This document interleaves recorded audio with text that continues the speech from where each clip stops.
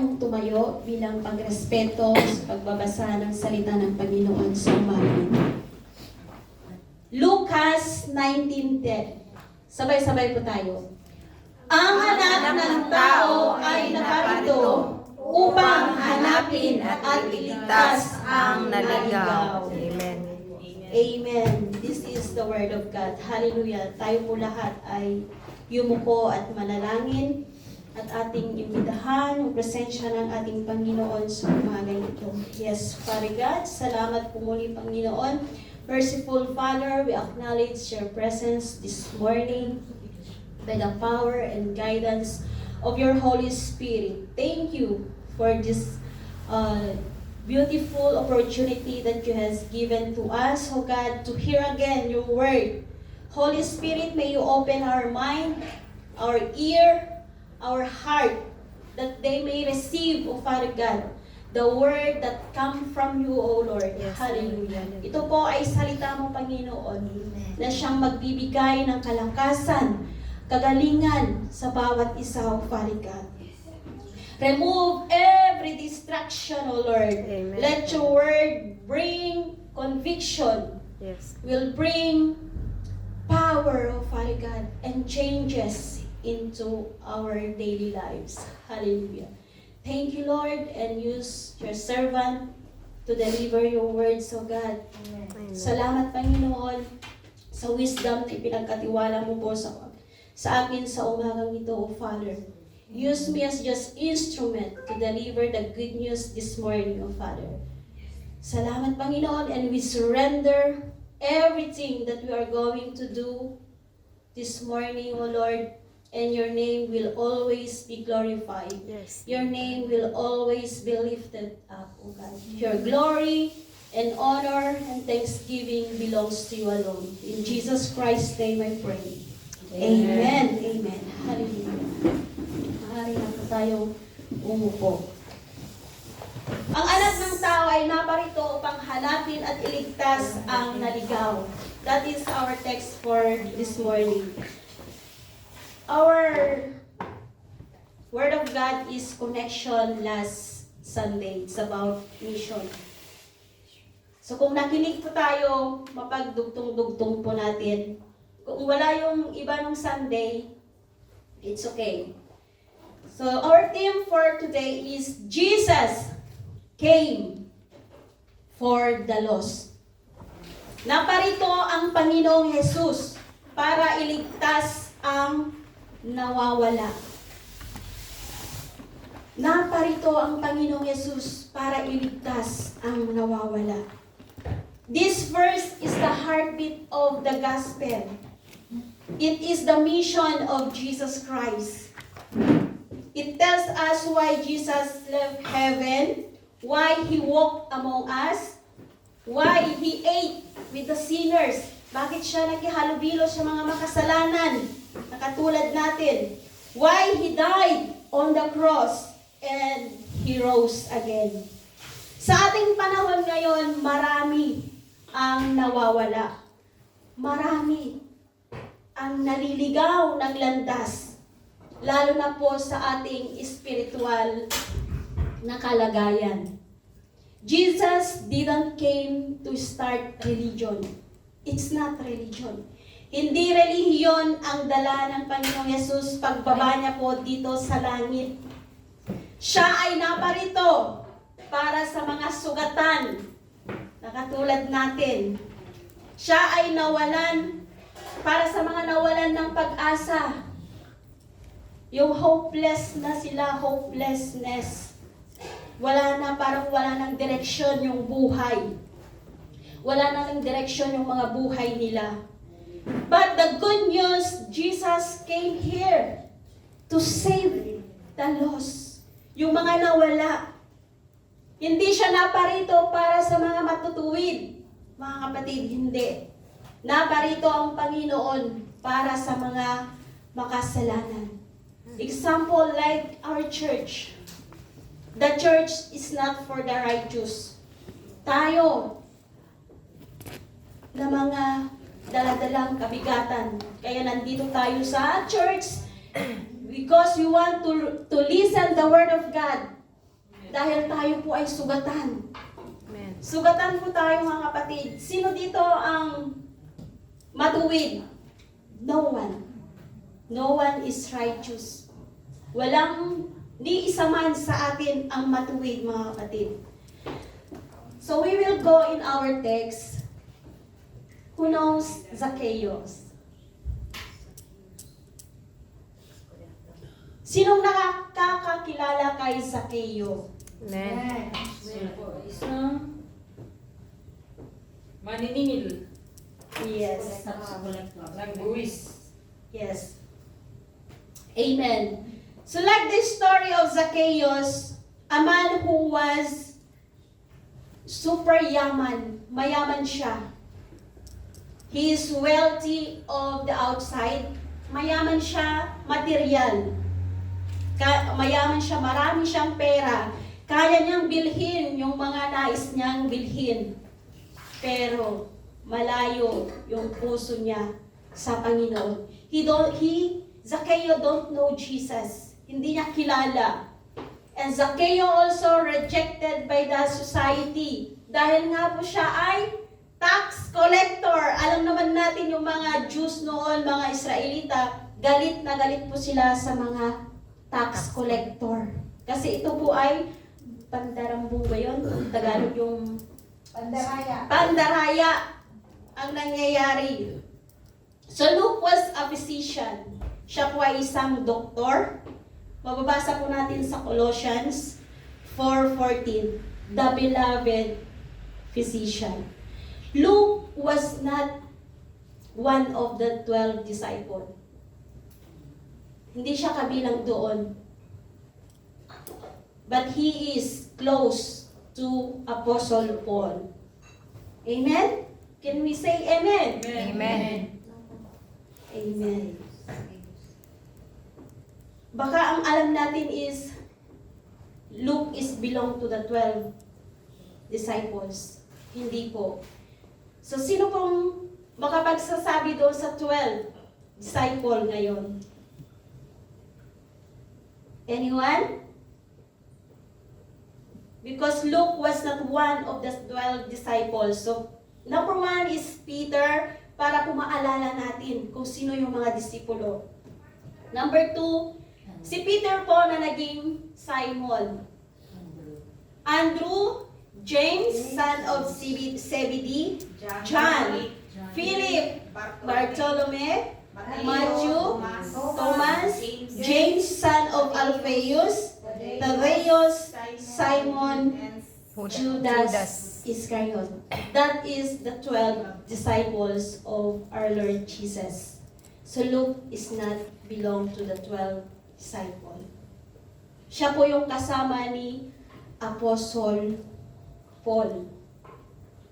Naintindihan po natin? Amen. So, sino itong mga nawawala? So, I will give one point is Jesus seek the lost.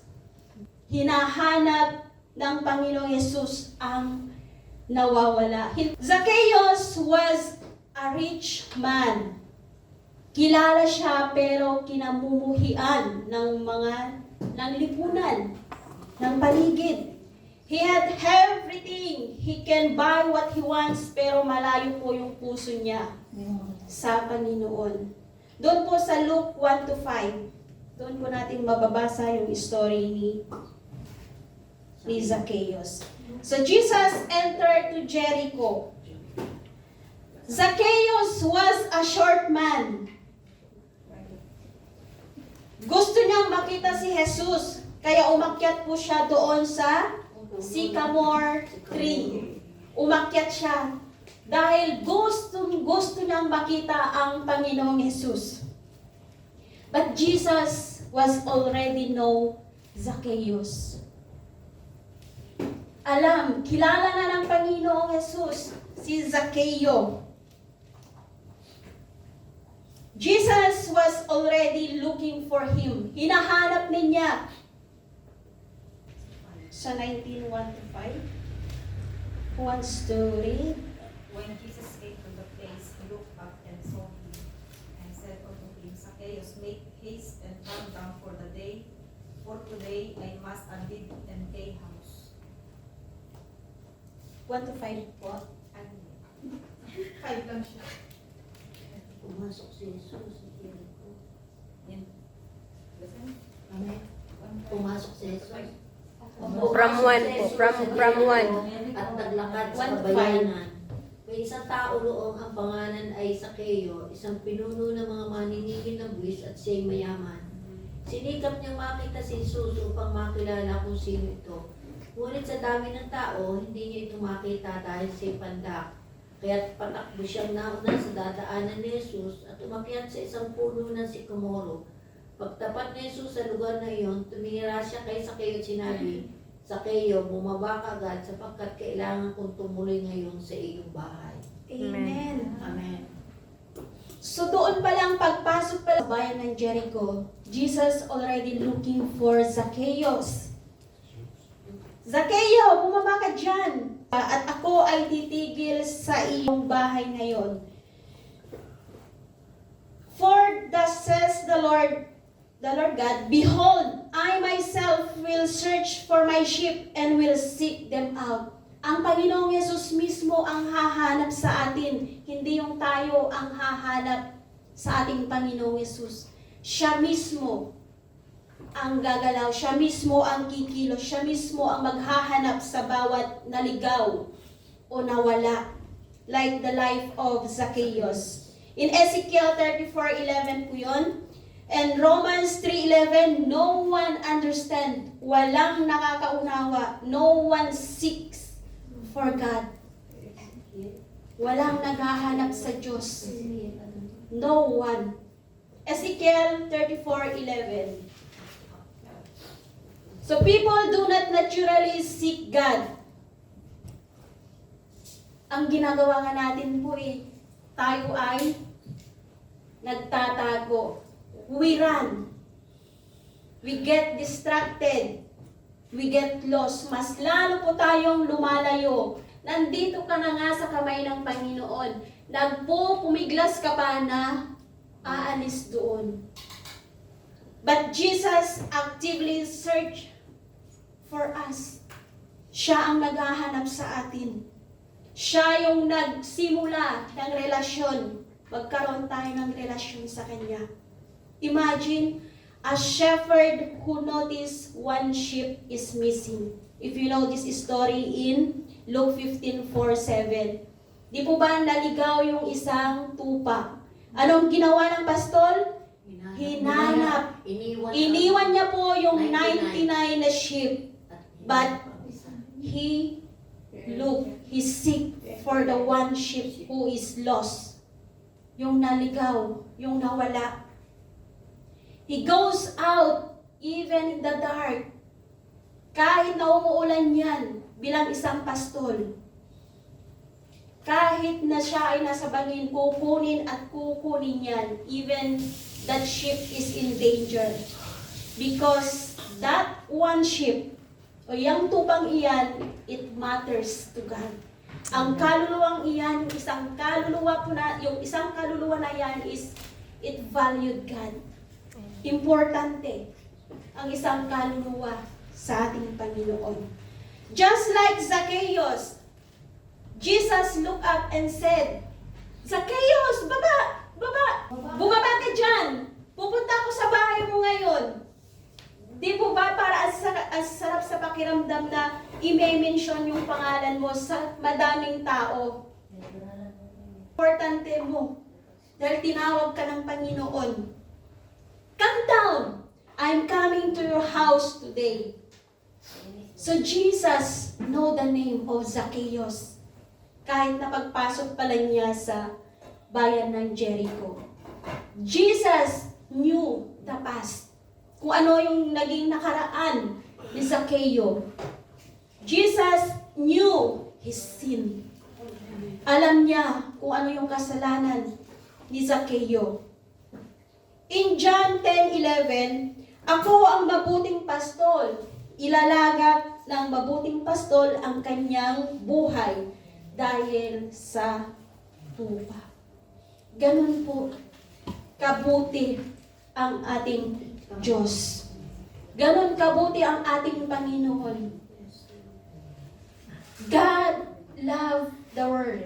Di po ba? John 3:16. Ibinigay niya yung kanyang buktong na anak para sa atin na mga makasalanan. Para sa atin na mga sugatan. Para sa atin na mga nanigaw. Jesus seek us even we are not seeking Him. Kahit tayo ay lumalayo, nandyan pa rin yung paggabay ng ating Panginoon. Nandyan pa rin siya kahit na tayo ay lumalayo. Kahit na tayo ay palayo ng palayo sa Panginoon. Jesus is always waiting for us to come back. Bumalik tayo sa kanyang piling. Bumalik tayo sa kanyang presensya. Bawasan natin yung pagiging busy natin na mas nauuna po yung ting, yung pera. Dahil nangangailangan tayo. Give Jesus. Bigay natin yung guilt natin. Yung shame natin sa Kanya. Be sensitive to the voice of the Lord. Baka kinakausap ka ng Panginoon, but you let your heart be hardened. Mas pinapatigas mo yung puso mo dahil mas pinipili mo pa rin yung iyong sarili. So be sensitive to His calling. So when God call us, we need to kneel down, to pray, to worship, and to call. Yung obedience natin, yung pagtawag niya po sa atin, nandoon po yung pagsunod ng bawat isa. So we as believers, tayo bilang mga lingkod ng Diyos, we must imitate Jesus kung ano po yung ginawa niya dito sa mundo. Hanapin din natin ang naliligaw at nasasaktan. Amen? Amen. Amen? Imitate Jesus. Kung ano yung ginawa ng Panginoon. Hanapin mo baka yung katabi mo nung Sunday nandito, pero ngayon wala. Hanapin natin yung ating mga kapatid. Tayo mismo yung gagamitin ng Panginoon para mahanap po yung mga naligaw nating mga pamilya. Amen? Gagamitin tayo ng Panginoon. Yung mission na sinimula ng ating Panginoong Jesus, i-adapt natin yun para sa mga pamilya na hindi pa kumilala at tumanggap sa ating Panginoong Jesus. So number 1, Jesus seeks the lost. So let's proceed to number 2. Jesus saved the lost. Kung yung una is hinahanap, ang pangalawa naman, nililigtas ni Jesus ang nawawala o naliligaw. Di po ba? Wow! Napakabuti ng Panginoon. Dahil hindi niya tayo hinahayaan na tayo ay mapasama, na tayo ay maligaw. Nililigtas ni Jesus ang nawawala. Like the life of Zacchaeus. Not just visited, hindi lamang po niya binisita o pinuntahan ang bahay ni Zacchaeus. Pero there is good news.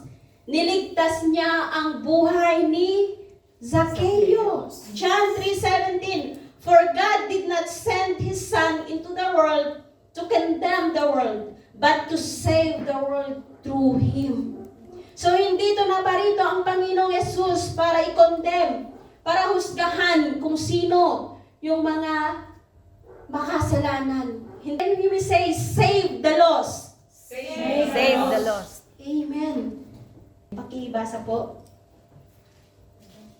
Luke 19, 6, 7, 9. Sa loob ng bahay niya ay tumayo si Zacchaeus at sinabi, Panginoon, ibibigay ko po sa inyo ang mahirap na mahirap ang kalahati ng kayamanan ko. At kung may madaya akong sinuman, babayaran ko ng 4 na buwisis ang kinuha ko sa kanya. 4 na bisis na kinukuha ko sa kanya. Sa sambahayan ito. Amen. Dahil siya ay mula rin sa lahi ni Abraham. Amen. Sapagkat ang lahat ay nagkasala at hindi nakaabot sa kaluwalhatian ng Panginoon. Sa kaluwalhatian ng Diyos. Yun po sa Romans 3:23. So tayong lahat ay gaya ng tubang naligaw.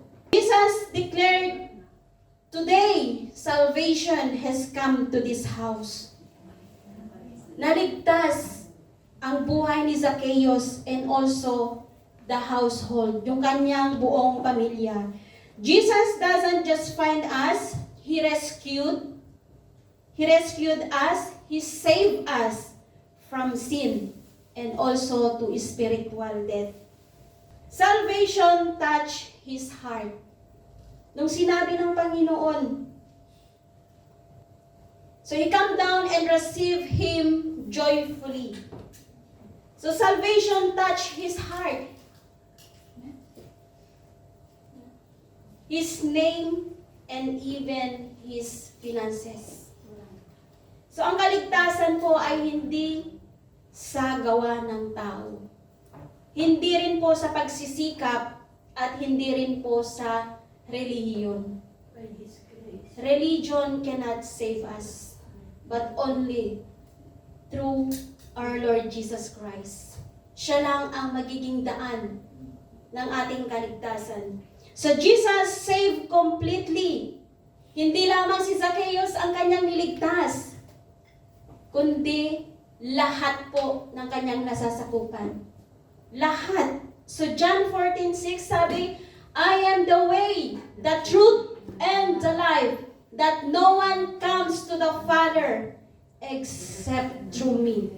Yan po ang sabi ng Panginoong Hesus. And also in Romans 5:8, "But God shows His love for us in that while we were still sinning, Christ died for us." Amen.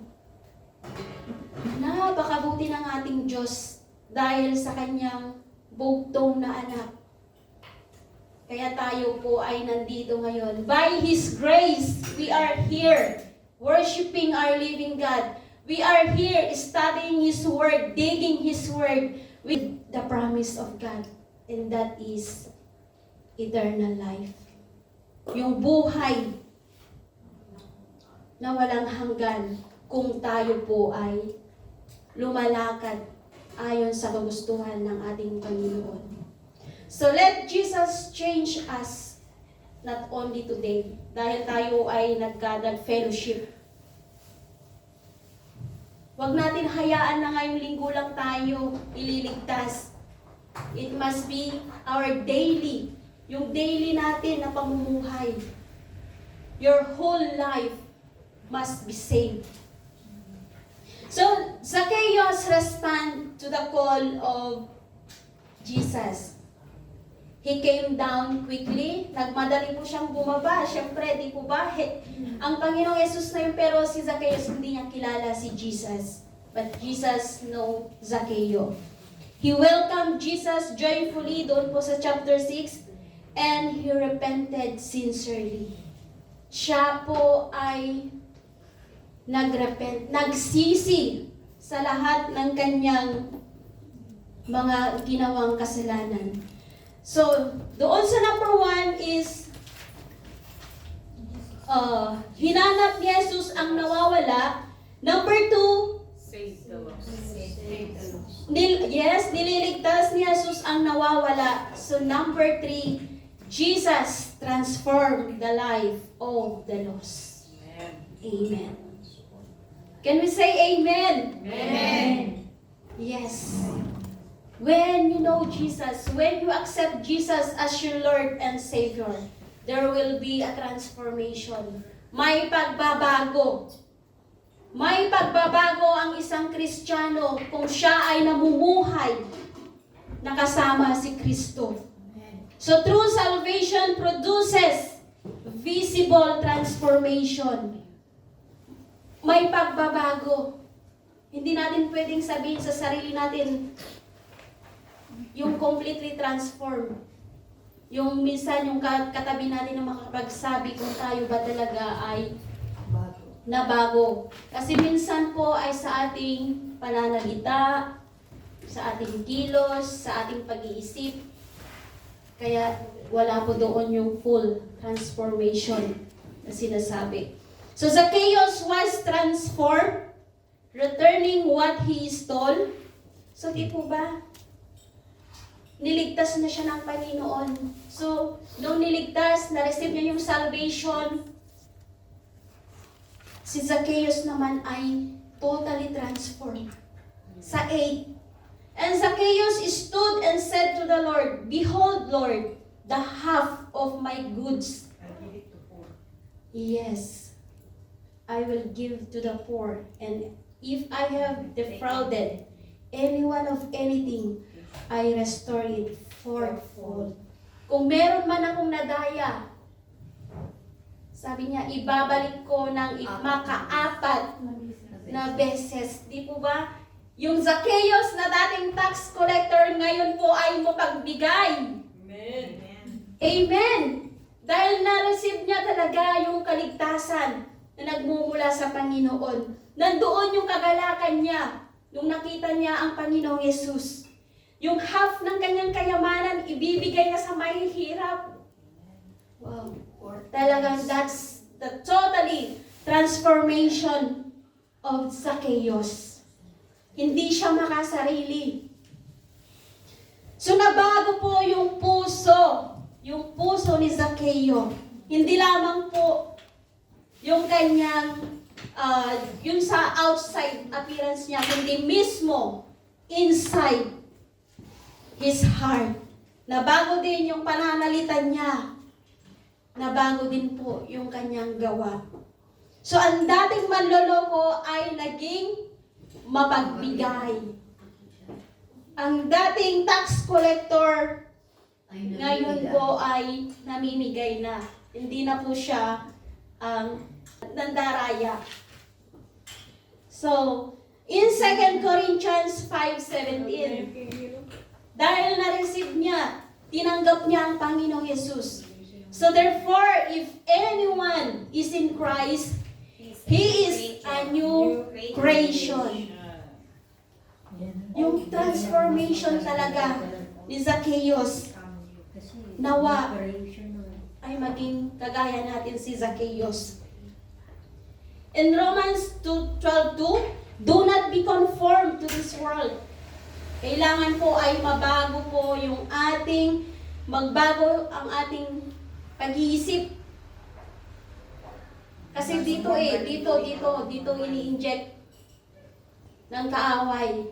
Kung ano yung in-inject niya dito, dadaan din dito, and then sa bibig din natin lalabas. Kaya ang tunay na kaligtasan ay nagbubunga ng pagbabago. Naniniwala ba tayo na tayo ay ligtas? Amen. Amen. Yes, because when we accept Jesus Christ as our Lord and Savior, we are already saved. Pero, meron po dong pero. Kailangan po tayo ay naka-align kung ano yung nais ng Panginoon. Yun po yung tunay na pagbabago. So may isang illustration po ako dito. Hindi ko lang kagaya kay teacher na nag-effort talaga siya with tawag doon ate? Drawing. Oh yes, drawing. So imagine na lang po natin, may isang puno na dati po ay yung natuyo or nalaylay. Patay na. Lalanta. Ayun, Ilocano kasi. Nalanta, and then, wala na pong bunga. Ngunit, nang madiligan at maalagaan, nagkaroon po siya ng bagong buhay. Ganyan po ang nangyayari kapag hinawakan. If you let Jesus hold your heart, there will be a totally transformed. There will be a transformation. Pag pinahawak natin yung puso natin sa ating Panginoon. Kagaya ng isang punong ito, muling nabuhay. Ganon din. So let Jesus change our character. our attitude. Let's ask Jesus, change our relationship. Kung gulong-gulo ang relasyon natin, ibigay natin sa Panginoon. Because only Jesus can fix the things that we cannot fix. Ang Panginoong Yesus lang ang pwedeng mag-ayos ng mga bagay na hindi natin kayang ayusin. Also your decision. Lord, ikaw nang bahala nito. Lord, kumbaga yung ilatag mo ba sa Kanya, Lord, ito po ang gagawin ko. Ganito po ang gagawin ko. If it is your will, then your will be done. Pero kung hindi po ito makakabuti sa akin, ialis mo. Ganun tayo dapat. Hindi na, Lord, itong gusto ko itong gusto ko, nandito na ako. Isinisiksik mo, insist what you want. There must be a totally surrender to our Lord Jesus. Ang pagbabago ay hindi biglaan, pero kailangan po ito ay totoo at tuloy-tuloy. Hindi yung magbabago ka ngayong month, next month, nandun na naman tayo. Next other day, the same you are. So Jesus came for the broken, to the wandering, yung mga tao-tao, yung mga na-reject, at ganun din yung mga kinalimutan na. And also, Jesus came to the religious and the hurting people, yung mga sugatan. He came for Zacchaeus. He came for our neighbor. And He came for your family. And Jesus came for you. And Jesus came for me. Can we shout amen? Amen. So kung sa palagay mo ikaw ay nawawala sa oras na ito, ikaw ay naliligaw, si Jesus ay handa kang hanapin, iligtas. Ang kaligtasan po ay hindi nakabatay po sa ating mabubuting gawa. Amen. Hindi, kundi po sa pananampalataya natin. To our faith, our relationship, our intimate relationship to our Lord Jesus. Ephesians 2:8-9 po yun. So God values the lost because He made humankind. So mahalaga ang tao sa ating Panginoon. Kasi nga nilikha niya tayo with His own image. Hindi po tayo nilikha sa unggoy. Tayo po ay nilikha by His own image. Yun po sa Genesis 1:27. So, one soul God values. One soul, it matters to God. So nawa, ganun din tayo mga kapatid.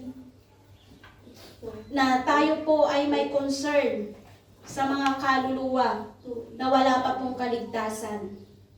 So sa mga oras na ito, tulad ni Zacchaeus, maaari ay mabago ang iyong buhay kapag pinapasok mo si Jesus sa puso mo ngayong araw na ito. May I request everyone to stand up.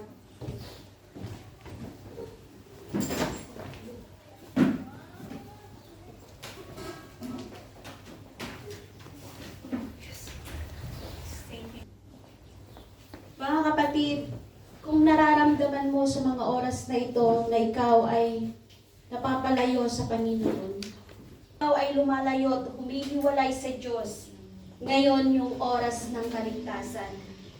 Si Jesus ay kakatok sa pintuan ng ating mga puso at siya rin ang magliligtas sa bawat isa sa atin. Amen. Hallelujah. Thank you, Jesus.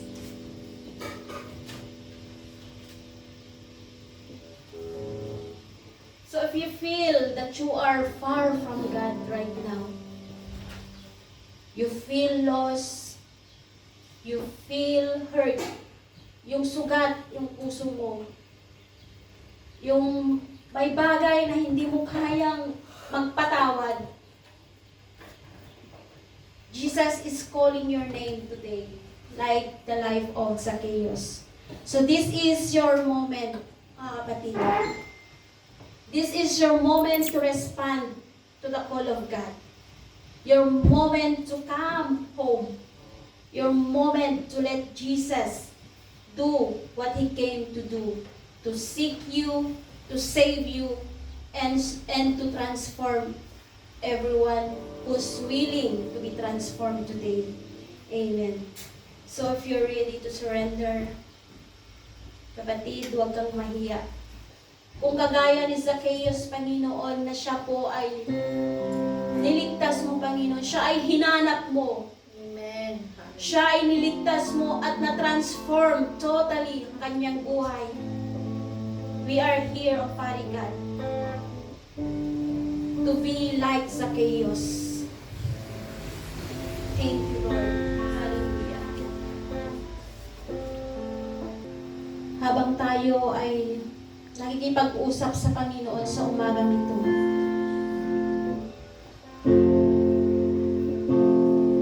kausapin mo ang Panginoon sa oras na ito. Huwag kang mahiya dahil ang Panginoon ay nandyan sa ating tabi. Siya ay handang yakapin ka kung ano man yung sitwasyon mo sa mga oras na ito.